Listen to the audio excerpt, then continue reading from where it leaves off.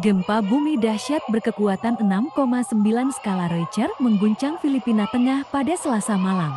Getaran kuat itu menewaskan sedikitnya 60 orang dan melukai lebih dari 150 lainnya.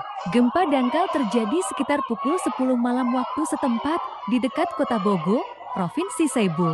Bangunan, jalan, dan infrastruktur hancur parah, sementara rumah sakit setempat kewalahan menampung korban. Tim penyelamat, polisi, hingga relawan masih terus melakukan pencarian dari pintu ke pintu, dibantu anjing pelacak. Doa terbaik kita bersama masyarakat Filipina yang terdampak tragedi ini. Lah, Jesus! Jesus! No, oh my God, Lord Jesus Christ! Lang, naglinog lang! Lang, Jesus Christ! Yes, makatras ka pa. Dili na. Ito, balik ko. Lord Jesus Christ, Lord Jesus. Lord Jesus Christ. Lord. Lang, kusog ka ayo ang linog lang. Lord Jesus. Relax. Lord Jesus Christ. Relax. Lord Jesus Christ. Lang, naglinog lang. Lord. Naapagid ni sa bridge.